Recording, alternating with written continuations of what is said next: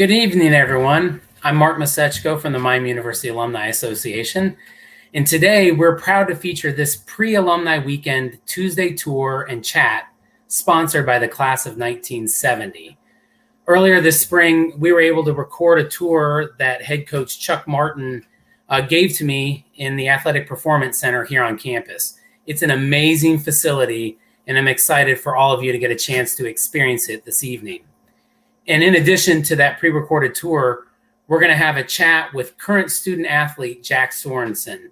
Jack is a standout redshirt senior wide receiver on the football team who has amassed 115 receptions, totaling 1,664 yards and 10 touchdowns during his Miami career. He was also named third-team All-MAC in 2018, MAC Championship Game Offensive Player of the Game in 2019, and just this morning was named by ESPN as one of college football's most versatile players. So, Jack, thank you so much for joining us this evening. Yeah, I'm excited to be here. I'm excited to interact with everybody on this live call and answer any questions that you guys might have. Fantastic. And that's a good lead-in. Thanks, Jack. That we have we'll have some time for questions for Jack following the tour. But we also want you to feel free to submit your questions as well. So you can submit those questions by clicking on the Ask a Question button below the video to submit that question. And please note that we'll do our best to get to all the questions, but we may not have time to do all of them, but we'll get as many as possible. Today's webinar will last about an hour, maybe a little bit less. And we're excited to share this facility and to spend some time with Jack. So with that, let's get started with the tour.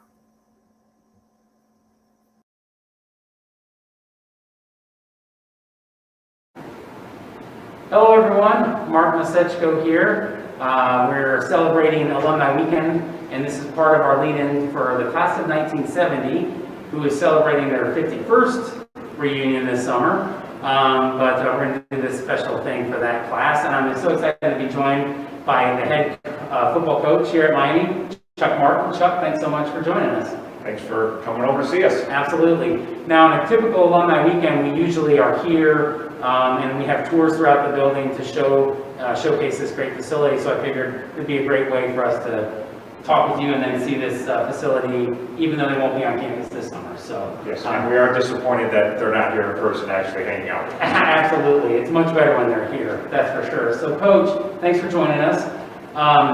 We're in this part of the building here, and it's the Athletic Performance Center and the DISC, which is the Dauch Indoor Sports Center. Yes. Is that correct? Yep. Which is behind this building. But this is the great Performance Center.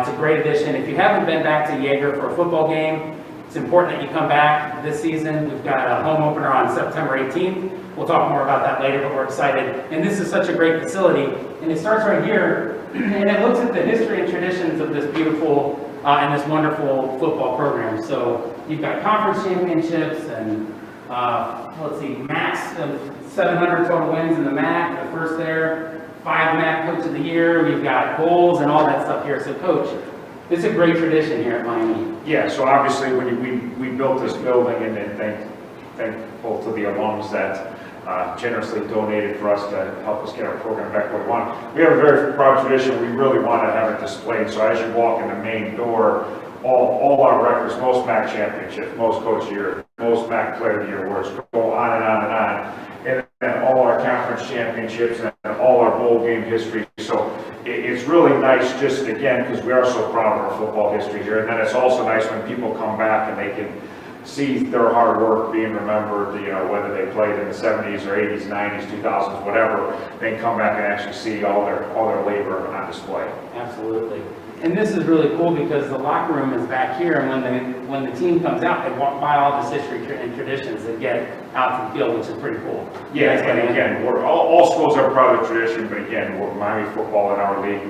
I always tell the recruits we're first in everything. First in wins, first in bowl appearances, first in drafts, first in NFL players, you name it.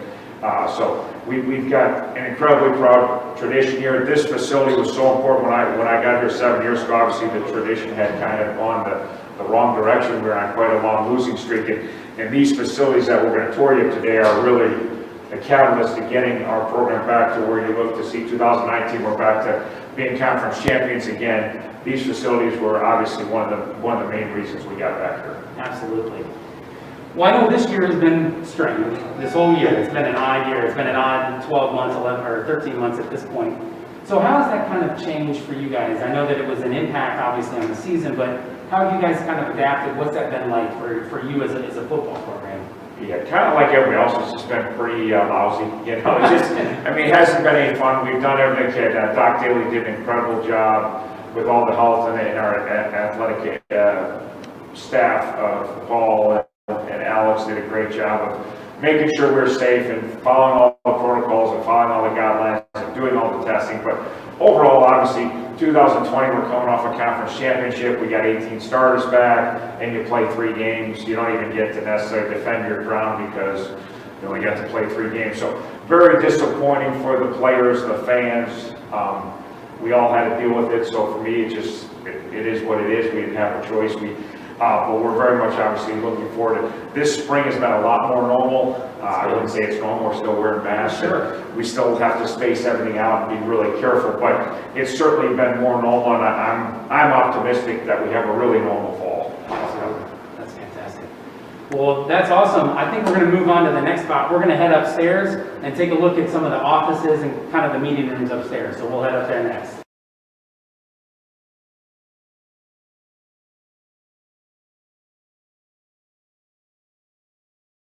We're upstairs now in the team meeting room here in the Athletic Performance Center.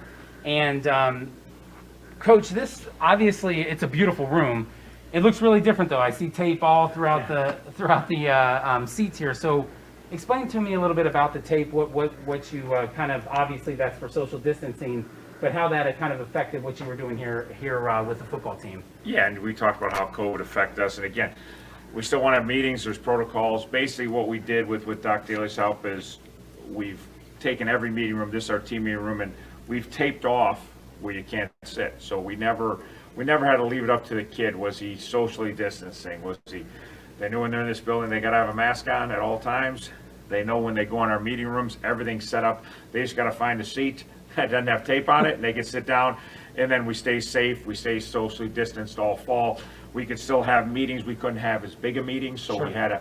We actually use this room more than ever because we had position meetings in here because maybe the position room wasn't big enough to hold all their guys safely. So basically that's what we've done in all our spaces. If the space wasn't big enough for people to be in, we put that space off limits. If the space was, we took out tables and chairs to make sure we were socially distanced, and then this is just one example of that. That's fantastic, yeah. Obviously you want to stay ahead of that, and this obviously keeps you guys in that safe zone without having to have the students worry about, where do I sit? Can I sit here? Can I sit? That's fantastic. So, and this is such a great room. So this is about a capacity of 120 on a normal season, right? So it's down to about what? Yeah, we're down. 30-ish? Everything's about that 30% capacity. Gotcha. So you're a little bit between that 35 to 40 range. So all our rooms are about 30% capacity, and we just kind of follow what from the CDC to the county, Butler County to the school, what they tell us. We just follow the rules. And again, has it been perfect? No, but it's allowed us to keep functioning at as normal clip as we can. Fantastic. Well, this is great. Well, let's go check out some of the other rooms up here. And this building in the indoor kind of saved us because it's so big. Yeah. And obviously when COVID hit, space was an issue with everything. Sure. So when you start talking 6 feet apart and you're in tight space, it just rules out areas. You just can't even use them at all there. Sure. Because we had bigger areas, because we had bigger meeting rooms, because the indoor, and I'll go through what we did with the indoor. Yeah. The indoor became everything to us. And just because of the space that it allowed us to keep functioning, where we probably know how teams that didn't have that space, how they did it. They certainly didn't do it as efficiently as we did it. Sure, absolutely. Well, that's a huge advantage, and I can't even imagine trying to space out at the old stuff over in Jaeger. It would have been rough in those locker rooms. Yeah, we still aren't full 100% back. Like we haven't showered in this building since pre-COVID. The showers are off. But the indoor during the year, and you'll see that there's the weight room. Part of our weight room is still in there. Sure. And then at the one end, we put up curtains and we put in lockers because we couldn't get right in our locker room because that was not safe. Gotcha.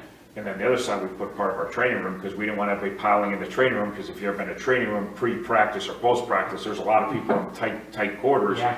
So we moved like 2/3 of our training room out into the indoor. So during the fall, we practiced in the indoor, our weights were in there, 2/3 of our locker room was in there, and 2/3 of our training were all in our indoor. And the nice thing with the indoor, it gets outside circulated air, Oh, that is nice. which again with COVID, Sure. which I learned, not a medical guy, but Doc Daly says the more time you can spend in there versus in here, because the air is getting circulated back outside, it's not, you're just breathing your own air. So the amount of space that we have, again, due to generous donations of our alum, Sure. and a pretty good partnership with Mercy Health, Yeah. created a way more workable situation than what a lot of people had to deal with that work and couldn't even go to work. No, fantastic.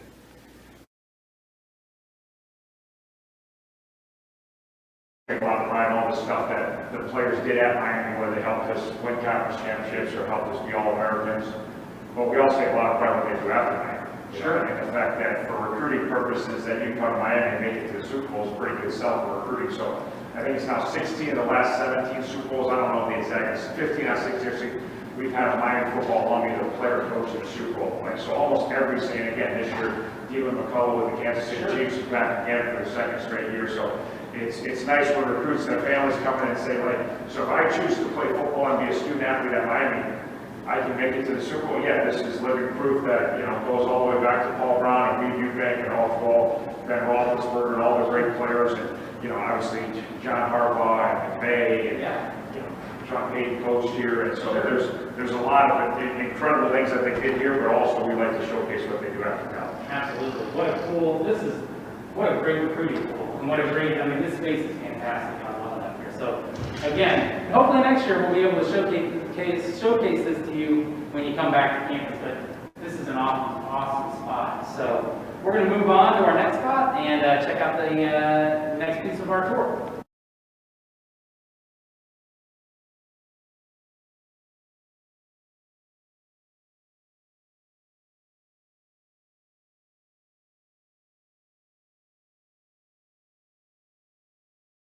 Right.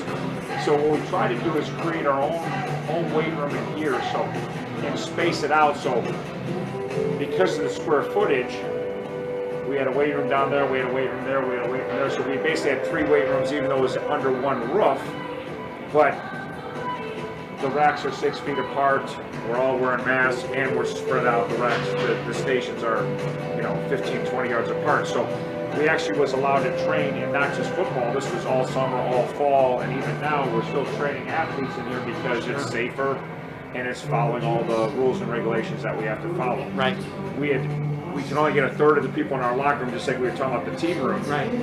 We can only have a third, that 30% kind of number we're working off of.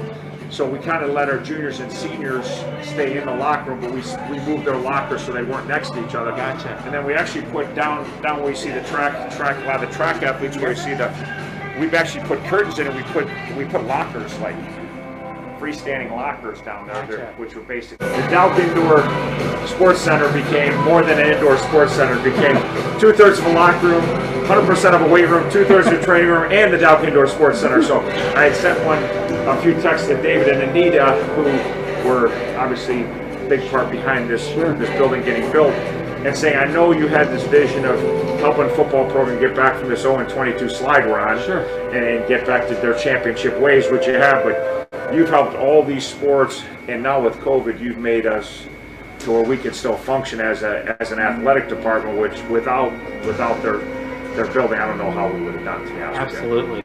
And it's amazing that this facility, it looks like a nice big football stadium or indoor stadium, but like you were saying, and we're seeing a track team out here now, all the different sports are used in this facility throughout this entire year. And they do it on normal years too. Correct. Yes, no, it's the amount of usually, it certainly helped change football back to where we want football to be, but it's also helped, we just had an 800-meter runner get second in the nation. Yeah. I've seen him running here. Yeah. Our baseball team and softball teams were off to fantastic starts. Yes. In the baseball field, the softball field, January, February, they're in here every single day, working out and training. Our golf team's in here. pretty much every place like basketball, volleyball, swimming, hockey, and even basketball trained in here in the summertime and then lifted weights. So, and volleyball lifted some weights in here. So it's been unbelievable for football. It's been an absolute game changer for us during our time here and for the future of football, for recruiting and all that. But also they've helped tons of other student athletes and not only get them here and entice them to come with this beautiful facility, but also help them be as good by training. You know, we train all year round here. There's no excuses, and so obviously it goes on all day long. It's pretty awesome. Fantastic. Well, this is a great facility, and I'm excited to go in and see it because I see all these weights out here. So we'll go in and check out the weight room and we'll see what that looks like now.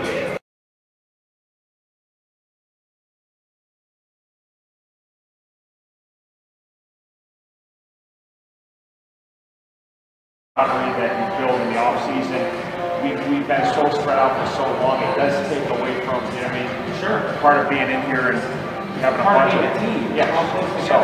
So it's that piece is probably the one piece we miss more than anything. Dakota, just that ability to be that close to each other. Sure. Everything we do, we try to stay applied. Right. You know what I mean? So again, but it's obviously this.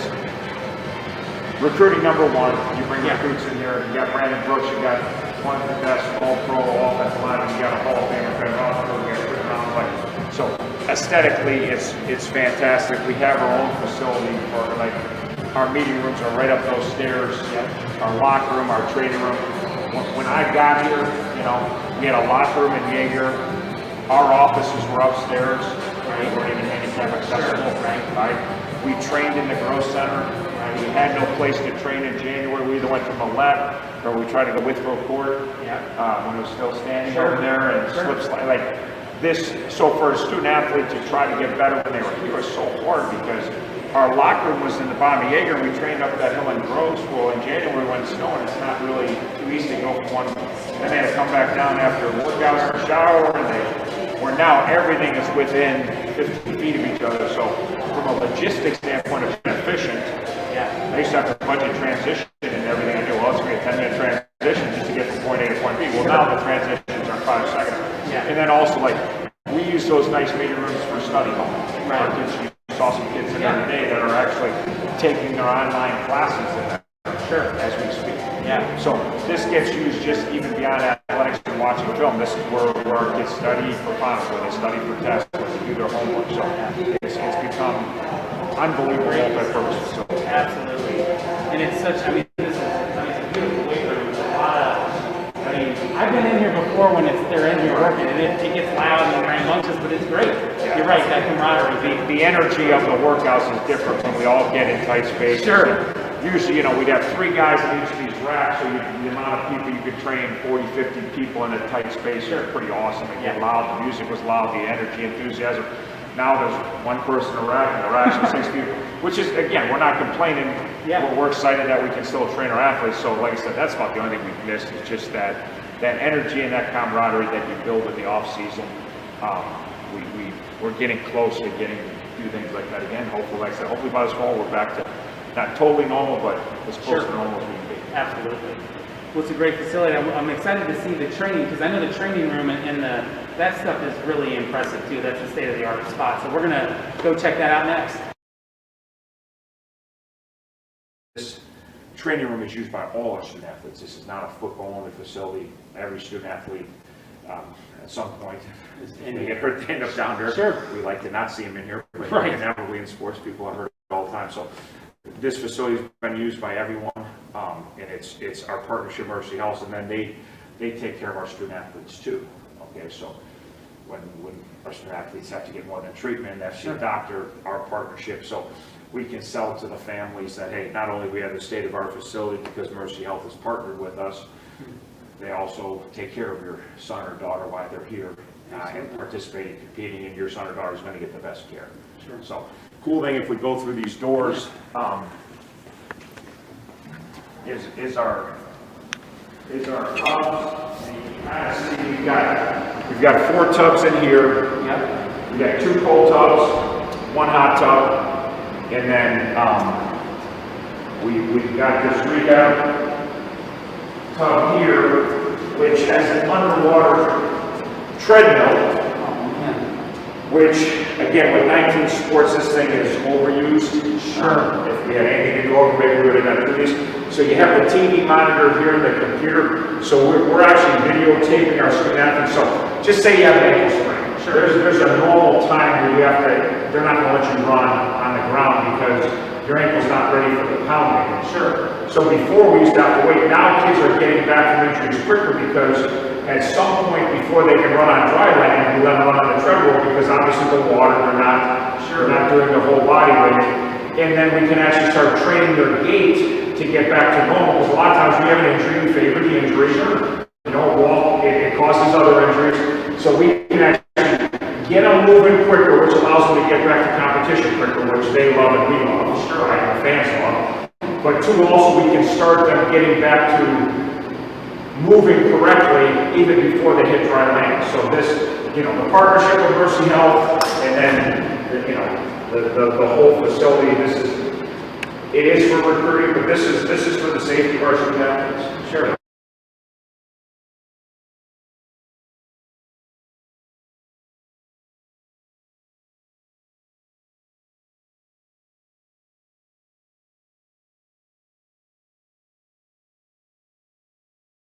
One of the nice places you've seen this is for recruiting. This does most, and then even just for the space. Yeah. Our kids have so much space in these lockers. Yeah. And they, you know, when I was in the old Jaeger, it was like the locker room's so dirty. Well, we had these old 1970 lockers. They had more football equipment than space to even put it. So there's nowhere to put anything. Right. Where now you can look and everything, like, there's a lot of equipment, you don't even see it because it's all, so. And then obviously aesthetically, you look around and it's pretty awesome if we can walk down the aisle a little bit. So you imagine coming in first time as a recruit, you say, It's pretty nice. we definitely have the wow factor, and we'd love for them to be listening to you and me about the benefits of coming to Miami as a student athlete, but we're also talking about high school kids. And and this, as they say, a picture is worth 1,000 words. Absolutely. And when it comes to recruiting, it's probably worth 10,000 words. So just what they see and what they feel, it looks and feels like big-time college football, and that's exactly what we were going for when we built this facility, that it was not only super functional, it would help the student athletes become better student athletes who are here, but also help us in recruiting and have that wow factor, which, again, our locker room, people come from a lot of different places, say, I've been to so-and-so, this is as nice as what they have, and we're like, yes, so we're very appreciative of all of our alums. We're appreciative of the partnership with Mercy Health. Sure. We appreciate tons of alums donated. We're still selling lockers as we speak. You get your name on one of these beautiful lockers forever, but it's changed we got back to where we want to be. We've had the best record in the league over the last 5 years. I tell you, we're 24-4 in our last 28 conference games where our starting quarterbacks played. Sure. So that's pretty good from 0-22. And Absolutely. again, am I proud of our staff and the job they've done? Yeah, they've done the heavy lifting, but the athletic center, the Dow Indoor Sports Center, everything it's done to change the recruiting landscape for Miami football and Miami athletics, and also when we have the kids here, help them train and put them in the best position to be successful. Yeah, fantastic. It's such an amazing facility. And again, our true hope is that we'll be back on campus here in the summer of 22 to do a tour of this facility during the summer during Alumni Weekend. So thanks so much, Coach Martin, for participating with us today and showing us around this amazing facility and sharing all the information that you did. Something to keep in mind, September 18th is the home opener for Miami here at Jaeger. So that's going to be September 18th. So I'm hoping that we're going to be able to have fans and everyone back. And the big thing is plan on the fall being normal. Plan on it being full houses. We can always back off that plan. Sure. But what we want all our fans to do is, because I know you got to plan, you got families, you got kids, you got look at the home dates. Plan on being at all the events. If for some reason something happens, we can't do it, but we want you to plan on having a normal fall with Miami Athletics and Miami University, and hopefully homecoming and fall family weekends, and I want everybody to mark all those on the calendars. I don't want to hedge right now. Sure. Like, we're all systems go, And if we have to back off, but plan on being here and hanging out at Miami just like you always have. Absolutely, and it's going to be a great season. I'm really looking forward to it. I'm ready for college football again. Now we're getting past basketball, and now what's gonna happen? I gotta get ready for football, so I'm excited about it. So, folks, thanks so much for joining us today. Thanks, everyone. We're gonna be speaking with a student athlete here shortly, so appreciate it. Thank you so much for joining us during our tour.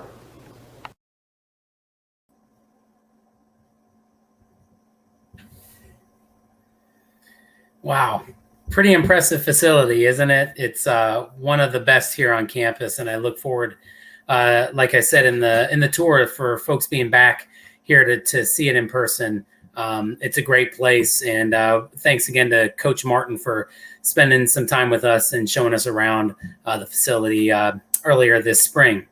So let's move right into our discussion with Jack, and remember, please feel free to submit any questions you might have by using the Ask a Question button. It's the link below the video, so make sure you use that to ask those questions. So, Jack, before we jump into football, I'd like you to tell us a little bit more about yourself, your hometown, your major or majors, and maybe why you chose Miami. Yeah, so I'm from the northwest suburbs of Chicago. I grew up as one of 6 kids, so big family. All of us played sports, super competitive, but it was very fun growing up in that type of environment. And as far as what I'm doing right now, I'm a double major in marketing and human capital management. And I chose Miami just because I believe that I believed in the tradition that Coach Martin touched on throughout that video. But I also really believed in the academics and the alumni and the connections and the opportunities that come after you graduate with a Miami degree. That's awesome. All great reasons to choose this wonderful place. So, you know, obviously you're a student athlete first, and you're a student first before athlete. So I understand you're in grad school at this point. So, you know, how are those classes going, and what are you studying at this point? Yeah, so I'm actually taking my MBA, my Master's in Business Administration through Dayton University right now. And those classes are definitely a little bit challenging, but I think it's a good challenge because Miami's really prepared me and kind of given me the study tools and just the opportunities that I needed to tackle these master's level courses. So I'm excited for it, and I'm excited to kind of see what these different degrees and opportunities that I've gotten at Miami will lead to one day. Awesome. So as we touched on in the video, Jack, we know that COVID-19 has dramatically changed how everyone was able to go about their lives last year. But how was the fall season for you and the team? Like, how did that impact you, or how was it for you all as the athletes? Yeah, I think it's frustrating.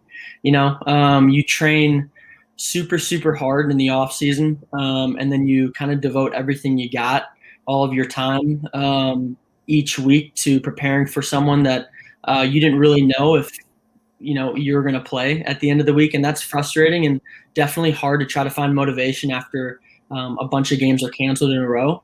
But I think our coaches and staff and everybody associated with the program did an amazing job of we preach one thing kind of religiously, is that you really need to focus on the things that you can control and just control those things. And COVID was out of our control at that time. So whether a team had to cancel or like at the end of the season we had to cancel, those are all things that were kind of uncontrollable.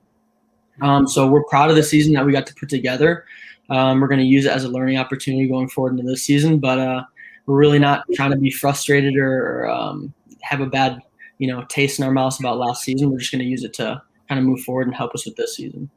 Yeah, it's a great perspective, and I can't even imagine what it was like to work so hard, like you said, and then have things kind of last minute changes and shut down, and that's got to be frustrating. So a lot of credit to you and your teammates and all the athletes, both fall and spring sports and winter sports that just struggled throughout the entire 18 or 16 months with this. So, kudos to you guys.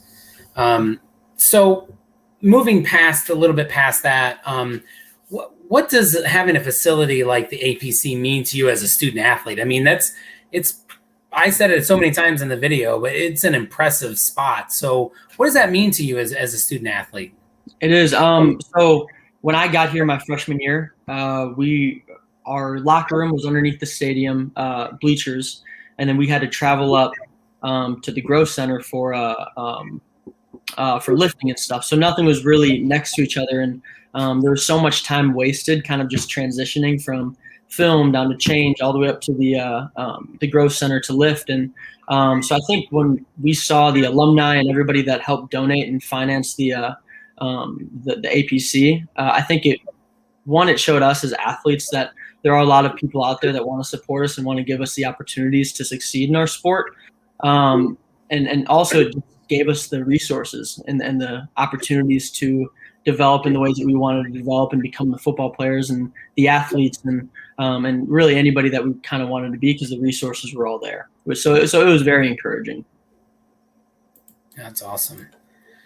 So how did the spring practices go for you this year? How did things turn out through spring? Spring was awesome. So for me personally, I actually didn't practice. I was coming off of ankle surgery from last season, so it was kind of interesting. I got to take the role of more of like a players coach.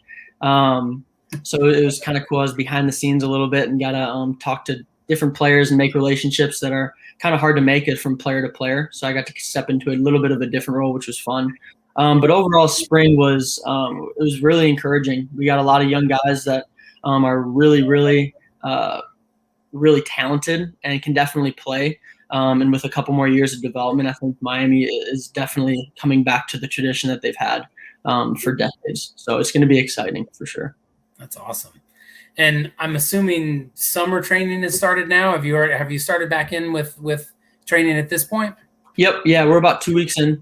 Okay. And it seems like things are somewhat coming back to normal. So the vibe is definitely, and the mood is very excited to get into fall camp and to get into our season.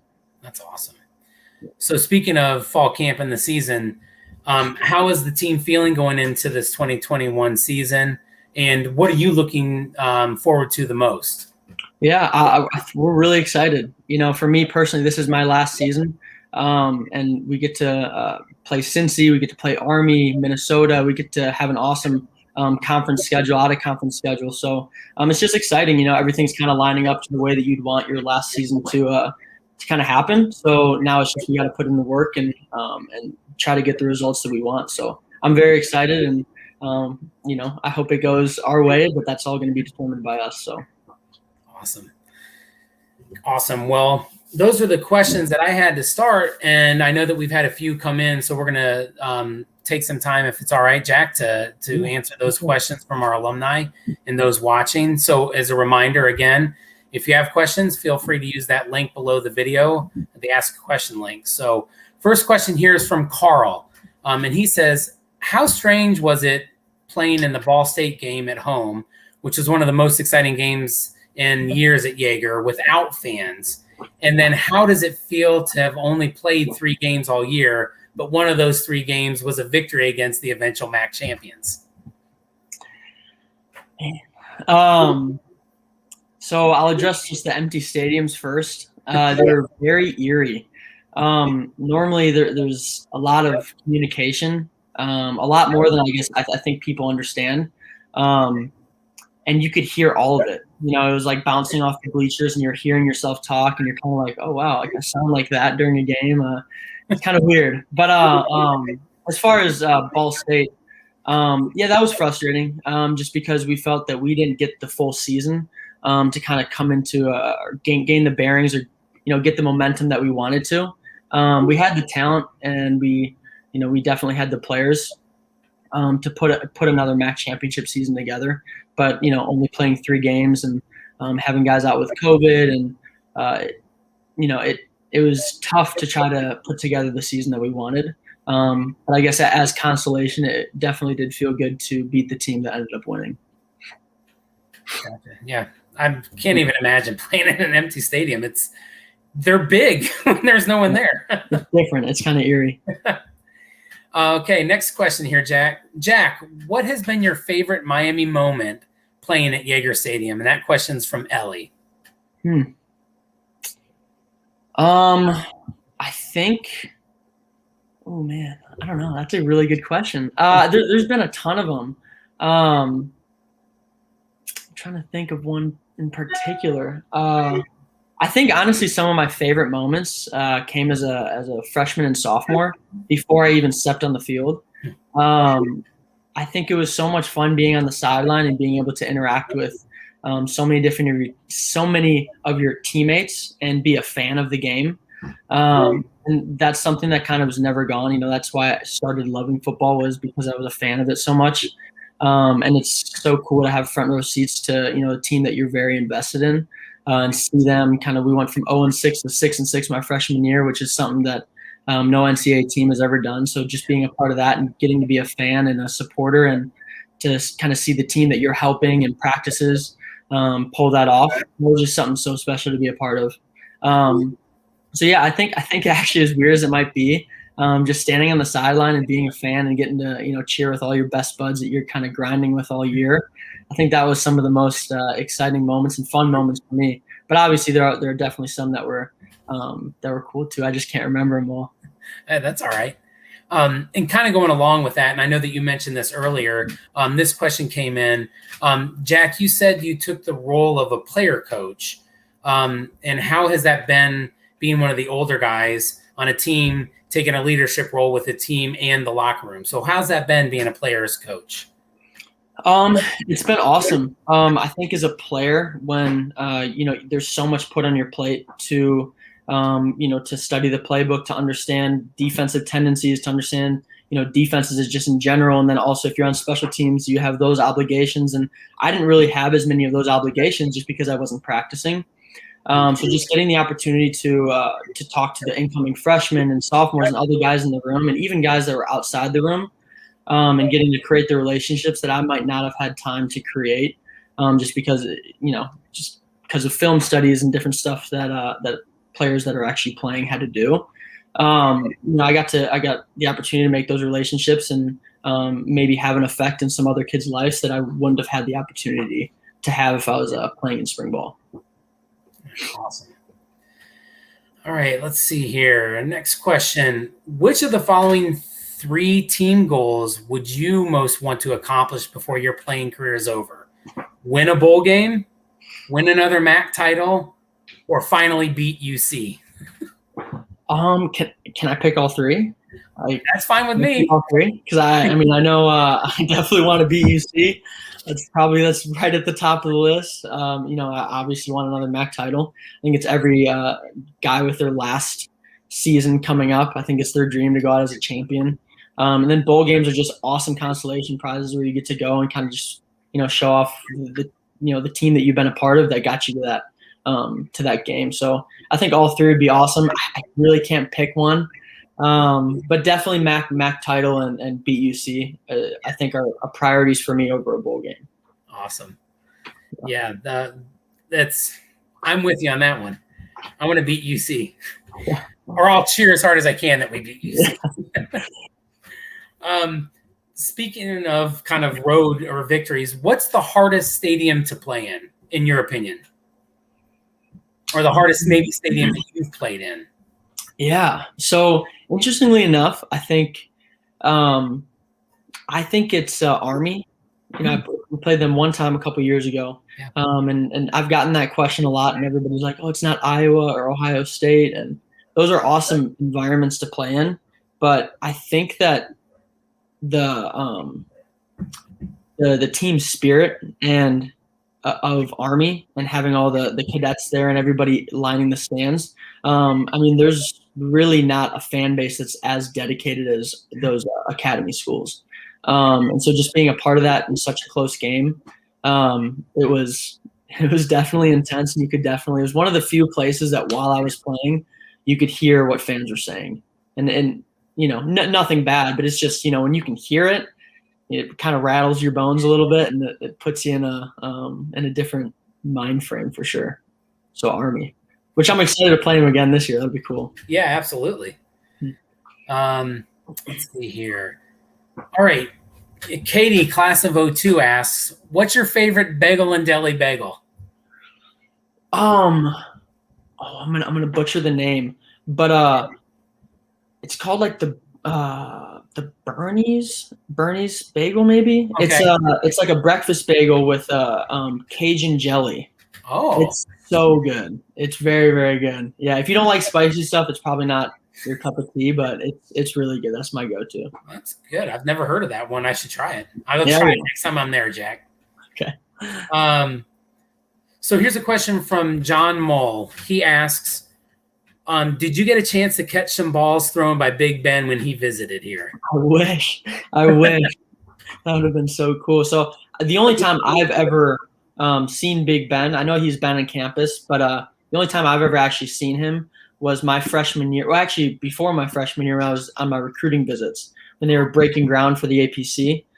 He came and talked, and so that was cool just seeing him and how involved he wanted to be with the new APC. I think that's always awesome to see those legacies and those superstars come back and want to give back. I think that was definitely a big part of why I chose Miami. Also, was just seeing how involved alumni and different people, how they connected with the program. I thought that was really cool.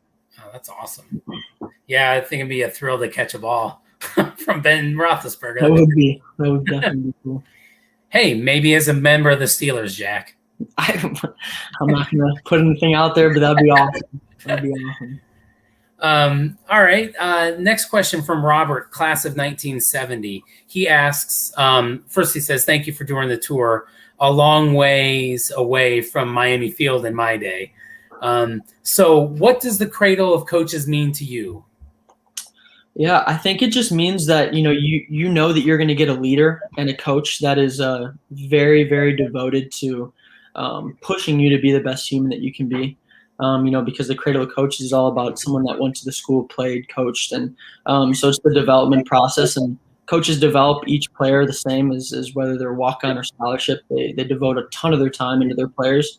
So just understanding that we have that tradition, I think, is super important, and believing in the coach that's there. And Miami didn't pick Chuck just because they thought he was a good coach. They picked him because they thought he was a good leader, a mentor, someone that we can learn from. So I think that's what it means. It just means that you have the understanding that the person that's leading you, that's holding the reins of this program, is definitely is there for a reason. Yeah, that's awesome.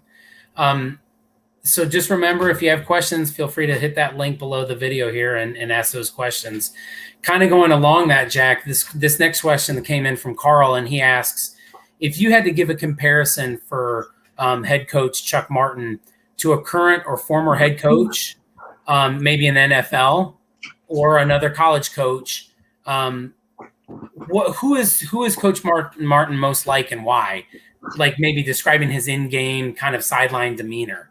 Yeah, so I don't know. I think this is the only thing is I don't want to say someone that all of a sudden he's going to hear this and then he's going to be like, oh, wow, like you really think of me like that. You know what I mean? Like, yeah, sure. I would have to say, like, I know he's definitely going to say something about this, is like Bill Belichick. And he was wearing the cutoff hoodie, so I don't know if that's influencing me at all. But I think, when you do something really good, he expects it. So he's not up hooting and hollering and making a big scene. And, when you do something wrong, he definitely is there to critique you and to kind of push you in the right direction. And so I think that's what Bill Belichick does. He doesn't focus on the successes. He focuses on the opportunities of growth. And that's definitely what Coach Martin's all about. That's awesome. That's a great answer.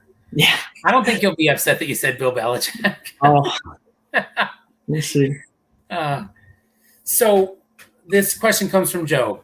What game are you looking forward to the most this season? I know you already touched on Army, but are there some other games? Definitely Cincy is definitely a priority. But like I said, I think I really want to go out as a MAC champion. So the intensity and the focus that we're going to bring to Cincy is definitely going to be matched in all of our conference games and out of conference games. So I think Cincy is going to be an exciting game, just for us as players who want to beat them. But I also want to go out a champion.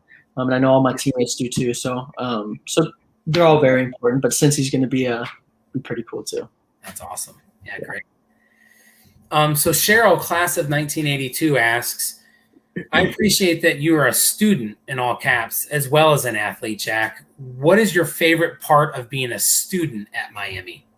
Yeah, I think something that I love is the diversity and the opportunity to meet international students and to meet people that are not from, my socioeconomical or cultural background.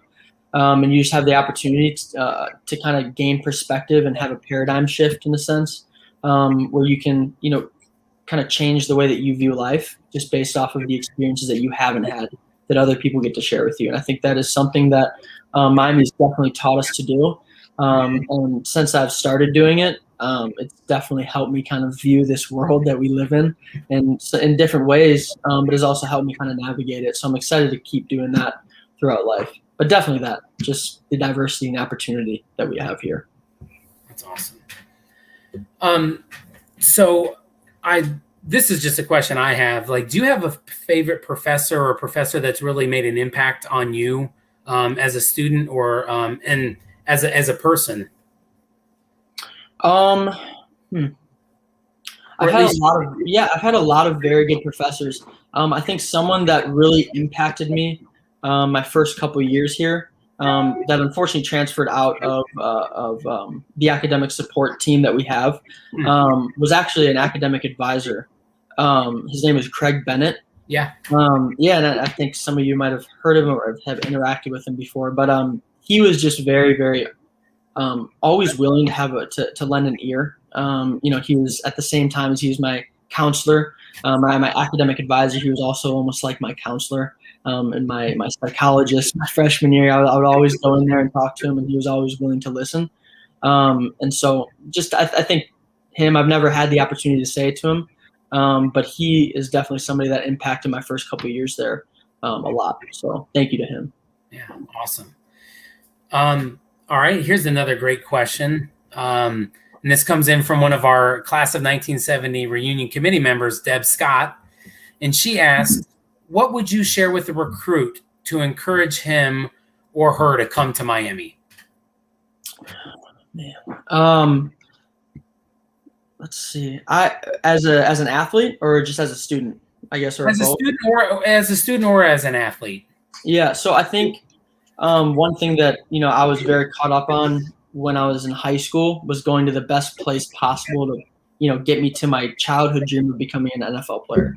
And then as you're in college, you understand that football ends at some point, as does any other athletic career.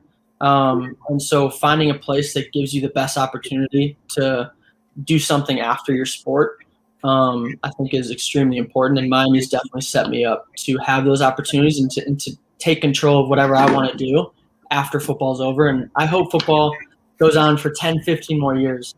But when I'm done with it, I don't want to sit on my butt. I want to go do something and have opportunities in the business world or wherever I want to navigate to. And Miami's definitely giving me the tools and opportunities to do that. And I don't know if many other schools do that as well as Miami does. Gotcha. All right, let's see here. I think we got one more question, Jack, and it comes from Matt Baker, class of 1997. And he says, good luck this season. And what is it like hearing Miami fans at away games? It's awesome. It's so encouraging. I think I got to see a little bit of it right when I got in as a freshman. I know I was worried about that coming in as a freshman. I wasn't so sure that the tradition carried to the fan base. But when we traveled down to St. Petersburg, all the way down in the bottom tip of Florida, we had an awesome fan base, which was super cool. And that's definitely carried and grown as the years have gone on. And we've had a little bit more success when we won the MAC championship and have done some pretty cool things here. Yeah, I mean, hearing our own fans travel to away games and understand that we have support that travels, and that's also already there in other states and places that we play is super encouraging and makes you want to work a little harder for that next game or make the play that you might be tired or not tap out when you get a little bit too tired. But it's cool. It's definitely awesome. Always encouraging. Yeah, that's awesome. Well, I'll wrap it up here. This isn't a question that came from an alumnus, but it's a comment, and it's Greg, class of 1992, and he just wanted to say thank you so much for the time and for representing Miami so well. So I think it's a great way to cap this talk, Jack, and so you're representing Miami well. So thank you. I appreciate it. The opportunity to answer some of these questions and just to connect with everybody here has been awesome. So I appreciate you guys all asking some of these questions to me. Fantastic. Well, thanks again, Jack, for being a part of this webinar today. And also thanks to Coach Martin for showing us around the Athletic Performance Center. And please, those of you who are watching, please be sure to visit our Alumni Weekend website, as this is a kind of a pre-Alumni Weekend event. So visit our Alumni Weekend website at miamialum.org/Alumni Weekend. That's where you get to see all the different events that we're planning for the week, virtual events, and all the fun we've planned for Alumni Weekend 2021, which officially starts on Thursday. And you can also, there's still time. Registration closes this evening, but you still have time to get registered for all the fun for the weekend. And as a reminder, this recording will be available on this website later this evening, so you can rewatch it or share it with friends. So friends of yours and maybe class of 1970 folks will be able to watch it. So thank you again so much for this evening. Thanks again to Jack so much. And as always, love and honor.